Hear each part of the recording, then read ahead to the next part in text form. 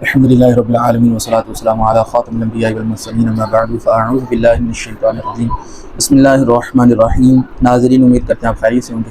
اپنی خیریت تو آپ کمنٹ کے اندر بتاتے نہیں، نہ ہی کبھی پوچھتے ہیں، نہ ہی ویڈیو پر کوئی کمنٹ کرتے ہیں، تو میں نے کہا چلے میں پوچھ لیتا ہوں۔ امید کر سکتے ہیں اللہ تبارک و تعالیٰ کے کرم سے آپ خیریت سے ہوں گے۔ اللہ آپ کو سلامت رکھے، خوشیاں عطا فرمائے، غم و دکھ اللہ کی ذات دور فرمائے۔ پچھلی ویڈیو کے اندر ہم نے وہ 20 کرامتیں جو اللہ تعالیٰ اپنی عبادت گزار بندے کو عطا فرماتا ہے وہ بیان کی تھی۔ آج اگلی 20 کرامتیں جو اللہ تعالیٰ اپنی عبادت گزار بندے کو مرنے کے بعد عطا فرماتا ہے آخرت میں، وہ انشاءاللہ بیان کرتے ہیں۔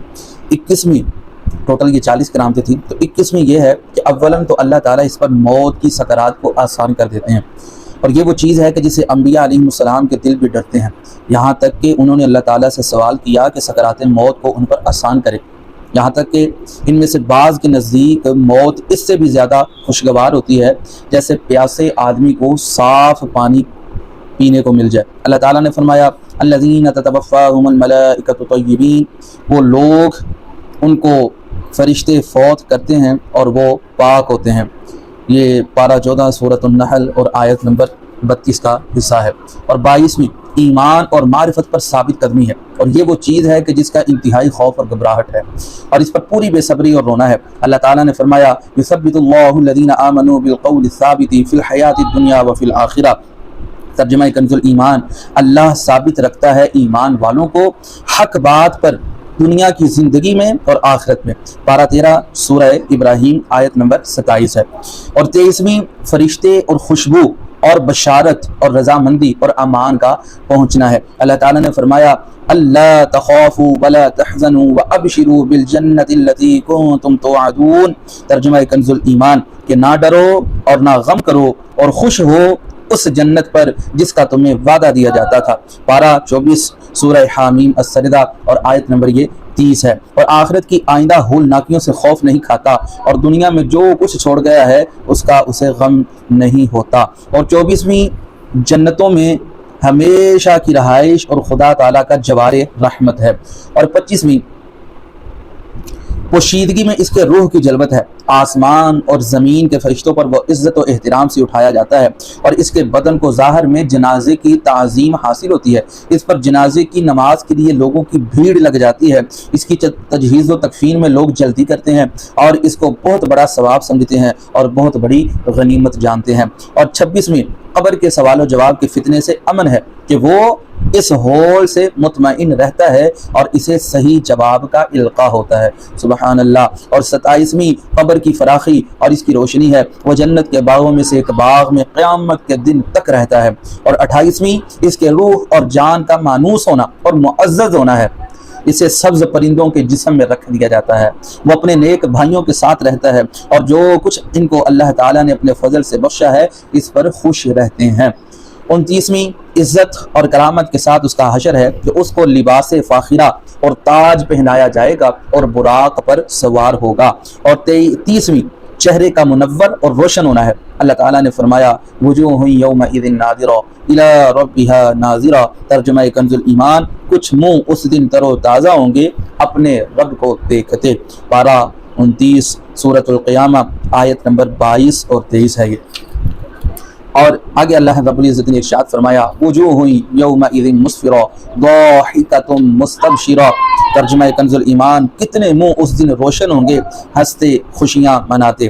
پارہ 30 سورہ عبس اور آیت نمبر 38 اور 39۔ اور 31ویں قیامت کی ہولناکیوں سے امن۔ اللہ تعالیٰ نے فرمایا امن یأتی آمنا یوم القیامہ۔ ترجمہ کنز الایمان، یا جو قیامت میں امان سے 24 سورہ آیت نمبر ہے 40۔ 32ویں دائیں ہاتھ میں نامہ اعمال کا ملنا ہے، اور ان میں سے بعض آدمی ایسے بھی ہوں گے جنہیں حساب و کتاب کی بھی ضرورت نہ ہوگی۔ اور 33ویں حساب کی آسانی ہے۔ اور 34ویں نیکیوں کا بوجھل ہونا، اور بعض ان سے ایسے بھی ہوں گے جن کو وزن کے لیے کھڑا نہیں کیا جائے گا۔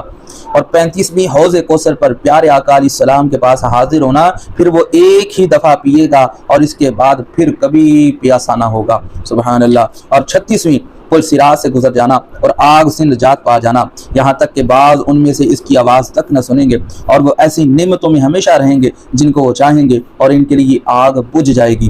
اور 37ویں قیامت کے میدان میں شفاعت کرنا، جیسے کہ انبیاء اور رسول علیہم السلام شفاعت کریں گے، اور 38ویں جنت میں ہمیشہ کا ملک، اور 39ویں اللہ تعالیٰ کی بہت بڑی رضامندی، اور 40ویں اللہ رب العالمین کی ملاقات بلا کیف جل جلالہ، جو کہ پہلوں اور پچھلوں کا معبود برحق ہے۔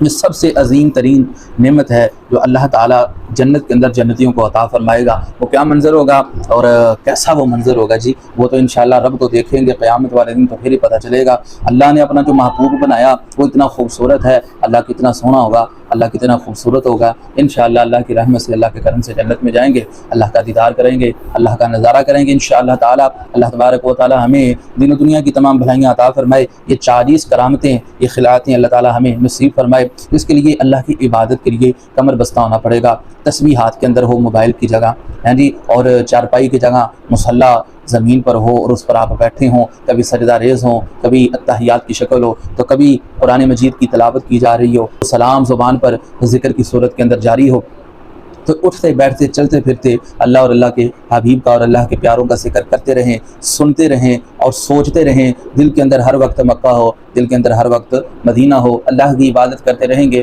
فقط ہمارا مقصد بھی دنیا کے اندر یہی ہے، ہماری تخلیق کا، جو اللہ نے بیان فرمایا وما خلقت الجن والانس الا لیعبدون، تو اپنے مقصد کی طرف آئیں، تاکہ رزق کی ضمانت اللہ نے دی ہوئی ہے، اللہ ضرور عطا فرمائے گا جتنا ہمارا مقدر اللہ نے لکھ دیا۔ اور ہو سکتا ہے کہ اگر اللہ کے ہو جائیں گے، اللہ سب کچھ ہی ہمارا کر دے، ایک بار تو ہو جا سونے دا، پھر ساری خدائی تیری ہے، اللہ سب کچھ ہی عطا فرمائے گا۔ ہمت کریں، اللہ کی عبادت کی طرف آئیں، نمازوں کی کمی ہے، نمازوں کی کمی کو دور کریں، بڑوں کے ادب کے اندر کمی ہے تو وہ بھی دور کریں، چھوٹوں کے ساتھ شفقت میں کمی ہے تو وہ بھی دور کریں، لوگوں کے حقوق، اپنوں کے حقوق نہیں ادا کر رہے، پڑوسیوں کے حقوق نہیں ادا کر رہے، تو اس کی طرف بھی تھوڑی توجہ کریں، اور انشاءاللہ تبارک و تعالیٰ جیسے ہو سکے قدم قدم یہ کوشش کریں کہ یہاں میرا رب راضی ہوگا یا ناراض، اگر راضی ہونے والے اعمال ہوں تو کریں، ورنہ بچ جائیں۔